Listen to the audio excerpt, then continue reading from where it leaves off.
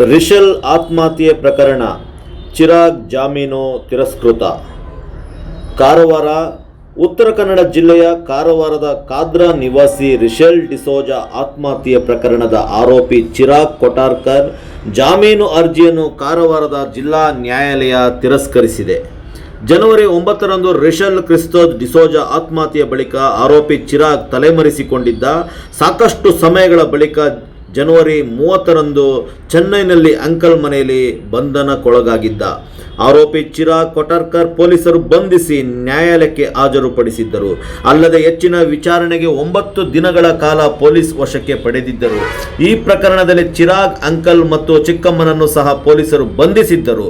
ನ್ಯಾಯಾಲಯವು ಫೆಬ್ರವರಿ 10ರವರೆಗೆ ಆರೋಪಿ ಚಿರಾಗ್ನನ್ನು ನ್ಯಾಯಾಂಗ ಬಂಧನದಲ್ಲಿಡಲು ಆದೇಶಿಸಿತ್ತು. ಜಾಮೀನು ಅರ್ಜಿಯ ವಿಚಾರಣೆಯನ್ನು ಫೆಬ್ರವರಿ 10ರಂದು ಪ್ರಕಟಿಸುವುದಾಗಿ ತಿಳಿಸಿತ್ತು. ಅದರಂತೆ ನ್ಯಾಯಾಲಯ ಇಂದು ಫೆಬ್ರವರಿ 10ರಂದು ತೀರ್ಪು ಪ್ರಕಟಿಸಿದ್ದು ಆರೋಪಿಯ ಜಾಮೀನು ಅರ್ಜಿಯನ್ನು ತಿರಸ್ಕರಿಸಿದೆ.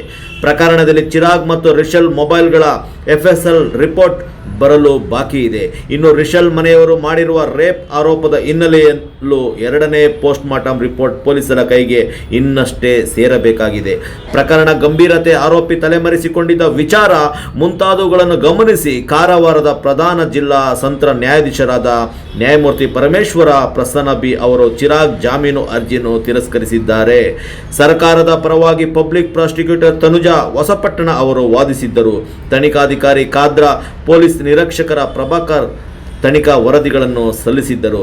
ಸದ್ಯ ಜಿಲ್ಲಾ ನ್ಯಾಯಾಲಯದಲ್ಲಿ ಚಿರಾಗ್ ಅರ್ಜಿ ತಿರಸ್ಕರಗೊಂಡ ಹಿನ್ನೆಲೆ ಕೊಟಾರ್ಕರ್ ಕುಟುಂಬ ಹೈಕೋರ್ಟಿನಲ್ಲಿ ಜಾಮೀನು ಅರ್ಜಿ ಸಲ್ಲಿಸಲು ಸಿದ್ಧತೆ ನಡೆಸಿದೆ.